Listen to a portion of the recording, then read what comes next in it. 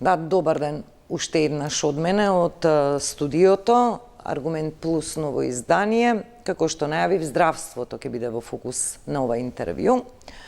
Ја вклучуваме Лилија Чолакова-Дервишова, председател на Сдруженијето на приватни лекари. Добро вечер, добар ден, докторка. Добро вечер, поздрав до гледачите. Многу ненадејно го испадна денешниот ден, досна попладнево информација дека сепак Министерството за здравство како ресор е на маса во партиските преговори за можен нов министер. Па сега ве прашувам, Дервишова, јас случајно ги извадив податоците денеска, од 2024 до овој момент не имаме 4 министерски смени во овој ресор. Еве ќе ги подсетам, например, Фатмир Меджити, Илир Демири, Арбер Таравари, Азир Алиу и сега е можно да го добиете петиот министер, Башким Бакију. Да коментирам? Ако имате што? Па, како професионалец и човек кој што навистина ни се важни здравствените реформи, како да ги задржиме здравствените работници, како да направиме подобри услови за лекување на нашите пациенти, сметам дека не се добри толку чести промени на министри, многу се сменети за овие 33 години од кога јас работам. Некои се вложиле себе си, некои многу малку, но во интерес на луѓето кои што плаќаат здравство и здравствено осигурување, мислам дека треба овој ресор многу сериозно да се свати и да има континуитет во нештата. Значи, многу често сум кажувала да национална стратегија мора да има и да има континуитет во барањата и потребите и на граѓаните и на здравствените работници. Честите промени со менување на министер се менува цел кабинет. Не знам колку пати сум разговарала со советници на министри, со нивни консултанти, некои имале нешто додирно со здравство, некои не разбирале воопшто што кажуваме и што бараме. И резултатот е овој. Имаме празни болници, имаме лошо менаџирање во изминатиот период, со години, и едноставно луѓето целиот револт го изразуваат кај матичните доктори, заради тоа што тие се сепак најдостапни. И еве една слика ќе ви дадам, имате болници каде што имате очен еднаш во неделата, имате физијатри кои што има по 3 часа увозни од друг град, уролог имате еден, па може и увозен да се најде, имате град како Крива Паланка со 3 специјалисти, значи ништо од она што е како закон за здравствена заштита, каде што треба здравството да има континуитет, трага нема од она што е потребно на луѓето кои што плаќаат здравство. Добро. Треба модел. Да, Дервишова, ве молам, докторке. Јас пресметав повторно за година и пол, велам година и пол, бидејќи имаме нова власт, нова владеачка гарнитура, која испорача нови ветувања кон граѓаните, ние за година и пол би го добиле третиот министер за здравство, за година и пол, велам.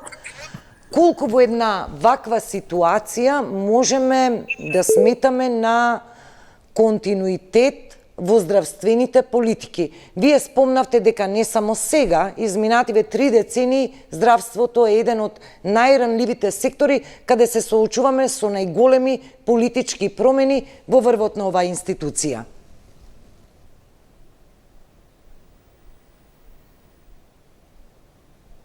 Имаме проблем со вклучувањето со докторката.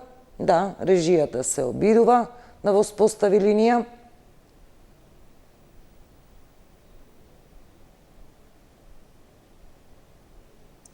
Јас извинувам, врската се прекрати, пошто на мобилен зборуваме, кога звонат пациенти, се извинувам уште еднаш. Нема проблем, природна е оваа ситуација, докторка, во живо е разговорот, не е снимен, така што се случуваат и се пресметани овие ризици кога зборуваме за живо програма.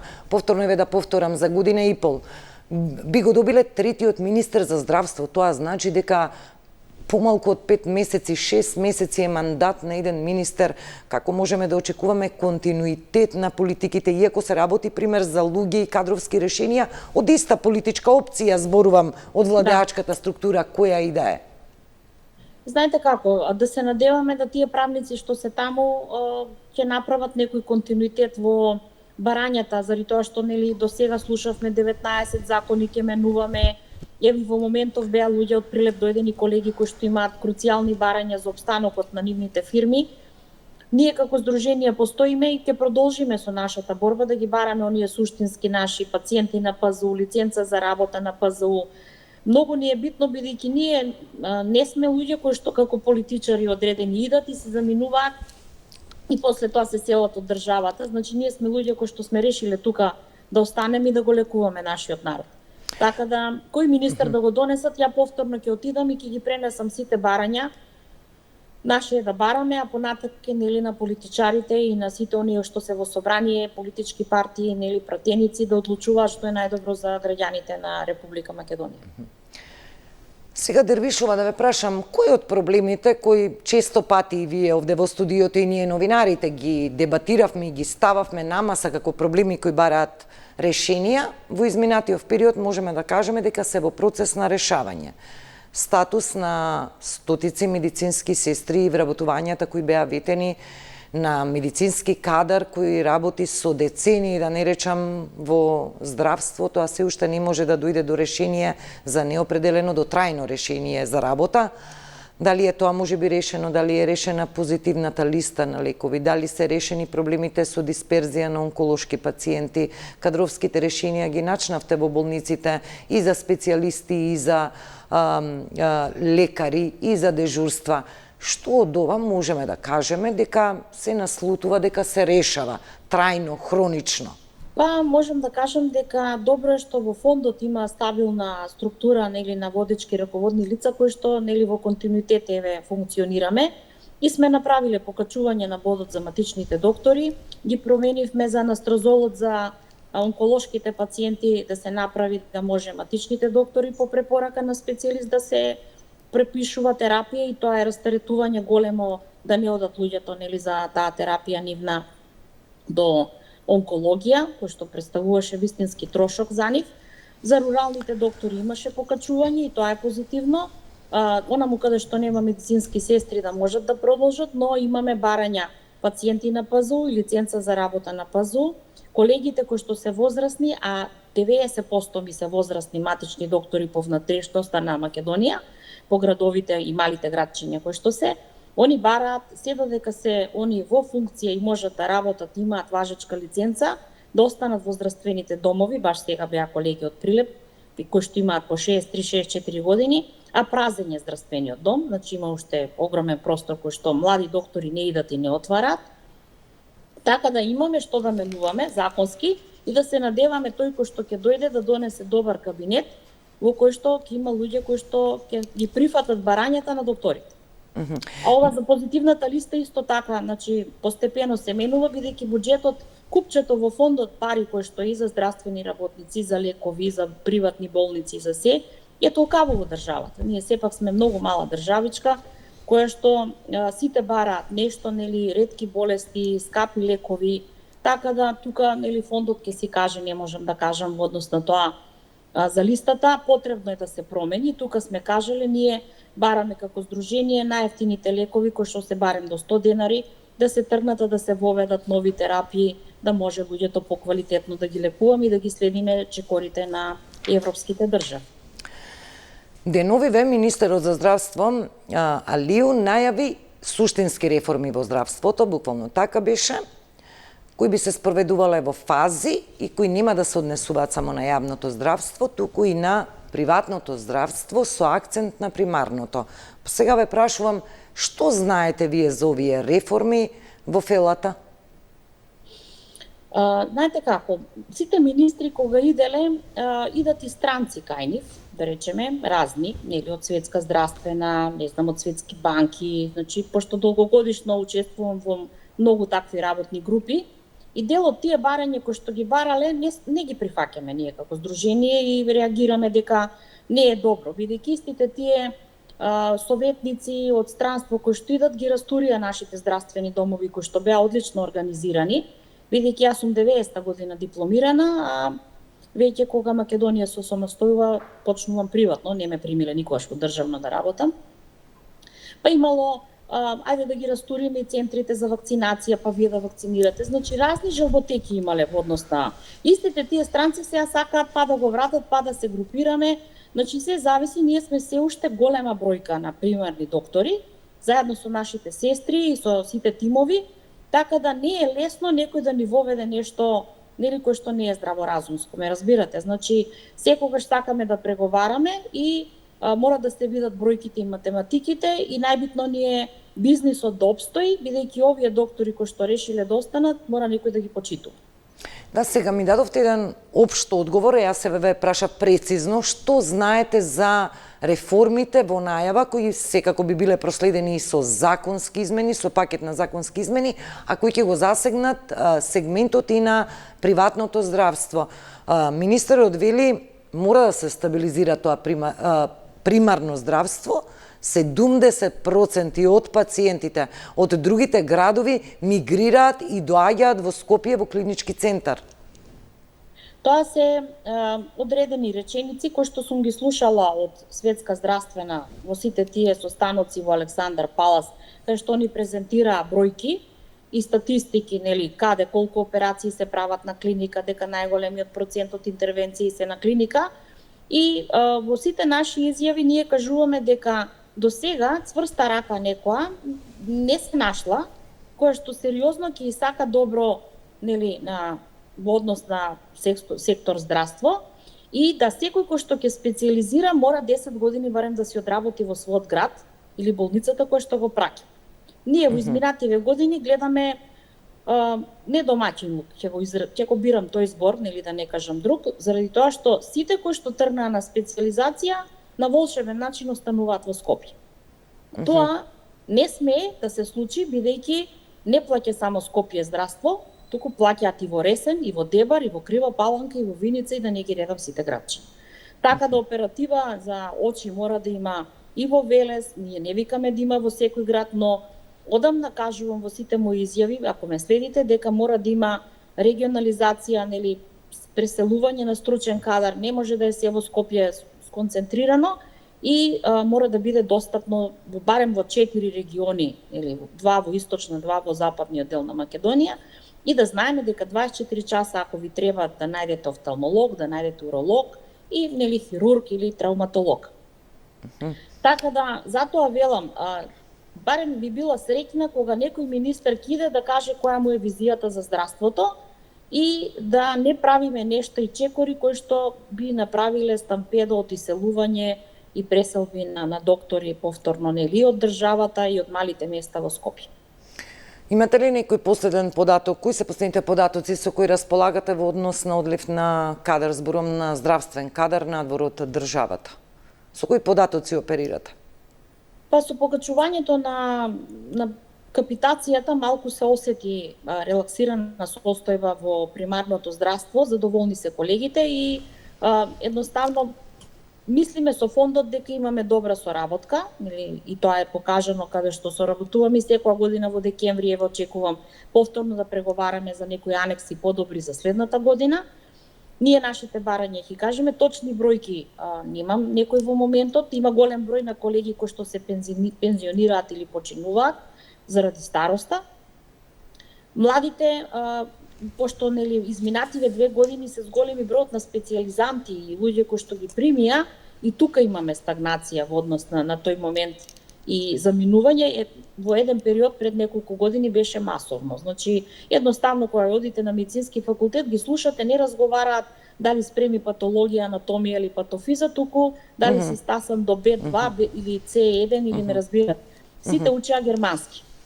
Така да се надеваме да направиме едно здравство подобро. Јас сум секогаш оптимист и моите енергии да го променам здравството на подобро навистина се искрени, да ги задржиме луѓето тука, бидејќи сметам дека со сериозност да се седне неколку дена, круцијални резови да се направат по-остри и да видиме новиот министер. Еве прва информација од вас разбирам дека ќе имаме нов министер, да видиме колку ќе сака, колку ќе е спремен. Нели не знам која стручност е, дали е медицинско лице или не, ќе видиме. секогаш е таа дилема дали ако е медицинско лице ќе значи дека ќе може да одговори на задачата или можеби треба таму да имаме менаџер кој што ќе треба да го менаџира својот тим кој што треба да биде составен од медицински лица кои ги познаваат работите. Во овој момент во државата има вкупно 15.529 доктори, од кои 14.940 се лиценцирани, останатите околу 600 не се. Ова е некое последно пребројување бројки што ги кажа актуелниот министер за здравство во државата. База на податоци мора да има секоја држава, сериозна, за да може да креирате подобро здравство, мора да имате бројки. Многу често јас сум барала да има база на сестри, база на други кадри и да знаеме во момент кога ќе недостига негде, државата да е таа која што ќе каже да, сестра имаме на лагер обучена, ќе ви дадеме таму и таму. Така е во Израел. Не, сакам да ве прашам, Дервишова, со овие бројки што ги имаме, веројатно ги знаете европските стандарди за соодност во однос на нашето население. Дали ние можеме да кажеме дека во моментов имаме доволен број на здравствен кадар, но тој не е прераспределен и дисперзиран соодветно за сите граѓани на нашата држава да имаат еднаков загарантиран, уставно загарантиран пристап до здравствените услуги? Да, претходно го кажав, знаете дека пред известно време, го кажав тоа дека мора да има добра распределба, во моментот не е тоа така. Сметам дека ни недостига во однос на медицински сестри, во однос на стручен кадар, недостигот е навистина под сите просеци и треба да се прераспредели кадарот како стручен, така и за средностручниот медицинските сестри. Така да мора прераспределба да има, ако се сметаме за луѓе кои што сите политички партии кажуваат дека се грижат за граѓаните, во тој случај не sme да се дозволи од Крива Паланка сите додат за Скопје, за преглед, интерспецијалистичкиот упат мора да профункционира во државата. Второ, мој термин мора да се реорганизира, бидејќи во ситуација која вие немате специјалисти доволно, каков мој твој термин, ништо не функционира, заради тоа што не може ако секундарците се ставаат само 3 дена по неколку термина, како ќе задоволите 1.800.000 луѓе кои што имаат сериозни потреби од здравствени услуги. Затоа велам, би сакала навистина министерот нов, ако дојде, ве кажувате дека ќе дојде нов, да седнеме, да разговараме и сериозно да се работи и не само изјави да се даваат, помалку да се сликаат сите тие први луѓе, но повеќе да седнеме и да слушнат стручната фела, да ги слушнат колегите кои се сериозните нивни барања и да направиме подобро здравство, задоволни здравствени работници и задоволен пациент. Вас, ако ве прашам како матични лекари во овој момент, неколку пати спомнавте нашите барања, имаме барања, освен барањата околу висината на капитациониот бод, издействувавте одредена сума, мислам во времето на министерот на Арбен Таравари се договараше зголемувањето. Во моментов кои се најголемите проблеми на матичните лекари? Јас имаме веќе неколку барања, тоа се пациенти на ПЗУ е стратешко барање кое што од 2010 го бараме, заради тоа што ако порано таа и таа фабрика била требало да се лекува во Идадија или не знам каде, не гледам нешто што функционирало, да не функционира пак. Мора да се сменат неколку члена од Закон за здравствена заштита и Закон за здравствено осигурување.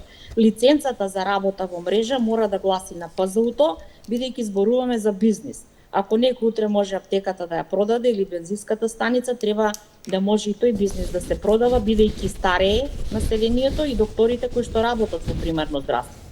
Така да мора да се намалат тие административни бариери, кога млад доктор иде, поработува и си оди. И да не се бришат пациентите, туку да има континуитет и да може квалитетно да го платите следниот доктор кој што ќе го најдете. Секој млад да иде да поработува 3 години на село, да направиме систем за решение на системски проблеми, системско решение. Само со добар систем можеме да ги покриеме овие дупки и овие пукнатини во здравството кои што ги имаме. Сега не бараме, ние велиме, никој не спомнува покачување на бот или нешто, туку велиме ни требаат измени во Закон за здравствена заштита и Закон за здравствено осигурување. Колегите кои што се возрастни, морам да повторам, бидејќи имам голем број на барања, Бараат се додека се здрави, бидејќи нови млади доктори нема во тие празни здравствени домови, да можат да работат, да лиценцата да си ја продолжуваат, а не до 67 години и после тоа да бидат терет на фондот за пензиско осигурување. Значи, ако се осеќаат колегите здрави и способни, кои сака да продолжи, значи да не правиме непотребно пензионери ако некој не сака да биде пензионер. И со тоа ќе го растеретиме и пензискиот фонд. Така да имаме ние секогаш квалитетни барања, нудиме не само барања, туку и одговори на тоа, но да се надеваме дека има кој да не слушне. Да, веројатно ова ќе биде неизбежност околу ангажманот на веќе пензионираните здравствени работници со оглед на состојбата на дефицит на доктори и на друг медицински кадар. А кога велите младите да ги задржиме, па ние имавме рурални, мислам, амбуланти, тие воопшто како проект повеќе ги нема. За да принудите и привлечете некој млад човек да работи и да живее во некоја помала или рурална средина, пред се таму тој ги бара елементарните услови за личен живот, а потоа и за професионален живот. Ние како барање сме го дискутирале ова со директорот на фондот, каде што велиме за руралните доктори мора да има посебен начин и сега нели има посебен начин на плаќање, но мора да имаат подобри услови и во однос на апаратура за да идат побрзо до дијагноза. Значи многу пати нашата визија беше да докторите во примарно здравство бидат обучени да гледаат ехо, доплер. Знаете што значи денес како ви дојде пациент со болка и веднаш да го видите некој и да кажете да ви имате камчиња во жолчка. Значи јас сама сум се обучила и си ги гледам бесплатно моите пациенти за ехо на абдомен. Значи мора наука, мора пракса, мора ингеренција, зголемување, се во интерес брзо да идеме до дијагноза и да спасуваме повеќе човечки животи. Тоа е нашата суштина, тоа е моето мото за живење. Битно ми е здравјето на моите пациенти и секој матичен така размислува. Кадровските прашања и проблеми се една димензија на оваа дискусија, втората е инфраструктурата. Во новиот буџет Дервишова за 26-та година, мислам дека по 50.000 евра има одвоено за новите клинички центри, тие што ги сметаме за едни бастиони и примери во здравството, регионални примери, за Штипската болница, за Кичевската болница, Скопскиот клинички центар. Веќе не сакам да го коментирам, бидејќи тоа е мртво слово на хартија во моментов. 50.000 евра. Знаете како, значи кај нас ако си замине доктор, се намалува капитацијата, се бришат пациенти. Значи сметам дека треба да има ажурирање секојдневно. Значи ако си одат тројца специјалисти од, да речем, интерно оделение Велес, треба да се види со тие буџети исто така да бидат, нели, да се следат и да се видат парите каде ќе се пренасочуваат. Второ, мора да се размисли овие кои што се приватни, а немаат договор со фондот, а ако сакаат во внатрешноста да ги пополнат дупките и недостатокот на специјалисти, и тоа би ние како здружение, да речеме, го размислуваме, бидејќи да имаме каде да ги упатиме пациентите. 50.000 евра за такви клинички центри сметам дека не се некои, заради тоа што тој кадар треба да го платите, треба да набавите терапија болничка. Значи има многу, нели, ставки, не знам, сумите. Јас повторно ќе кажам, не сум работела во државно, 50.000 евра за болници и за клинички центри е мала сума.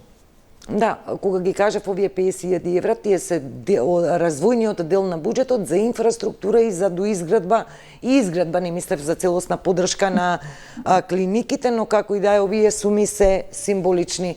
Дервишова, на крај сме, што е потешко да си во државата пациент или доктор, и докторот е, нели, пациент со предиспозиции, секако секој од нас. Во вакви ситуации сега кога има ваков недостиг на кадар, а зборувам од 2010 дека ќе дојдеше до ова, ако некој ги преслуша сите мои изјави, многу е тешко да сте пациент. Јас ви давам упат, едноставните работи се искомплицирани, направени се да бидат многу комплицирани. Јас сум невролог, па не е неврологот, па психијатарот е на смена, значи пациентите некогаш треба 3-4 дена да земат за да гуловат специјалистот. Тешко е да си пациент, докторите, можам да кажам, нели, во нашиот здравствен систем уште и добро се снаоѓаме, но има навистина работи во кои што електронски упат, електронски рецепт, елегантни нешта кои што можеме да ги промениме. Не гледам зошто цела година не се сменија. Еве, ние ќе си продолжиме со нашите барања, да се надеваме 2026 дека нешто би поместили во тоа електронско здравство. Да се надеваме на промени, ова што го велите по 4 дена треба на еден човек, потенцијален пациент да оствари некое право на здравствена заштита. За жал и јас сведочев на ситуација повозрасен брачен пар од Битола тргнати од рани утрински часови да дојдат на онкологија во Скопје за да примаат соодветна хемотерапија и повторно луѓето да се вратат назад, а луѓето беа во поодминати години. Приказната нивна ми звучеше неверојатно, но потоа сватив дека тоа е секојдневие на клиниката за онкологија и веројатно веќе овие зборови се надеваме, очекуваме, треба да биде, малку треба да гледаме дека нешто се случува и се менува. Веројатно тоа така треба да биде. Затоа реков помалку да се сликаме, повеќе да седиме сериозно со оние кои што се на терен, здруженија, ретки болести, доктори, примарци, секундарци, терциерци и да видиме суштинските работи и да ги ставиме на пиедестал. И во меѓувреме да не се надеваме дека не мора Германија и соседна Србија веќе нуди, лицитира со плати, атрактивни услови за здравствени работници, па имаме информација дека наши луѓе веќе не мора ни Германија да одат, туку одат во соседните земји. Лилија Чолакова Дервишова, само ќе кажам, информацијата за можен нов шеф на Министерството за здравство се уште не е потврдена, барем не во овој момент додека разговараме, но веќе ни објавивме во вестите дека и Министерството за здравство најверојатно ќе добие нов прв човек на овој ресор како дел од таа мини владина реконструкција. Дали ќе биде ова точно, ќе се знае деновиве. Ви благодарам за овој разговор, за ова интервју во Аргумент Плюс. Ви благодарам вас. Да, почитувани гледачи, тоа беше разговор со Лилија Чолакова Дервишова, председателка на Сдруженијето на приватни лекари. Со ова го одјавувам овој информативен појас. Од мене пријатно.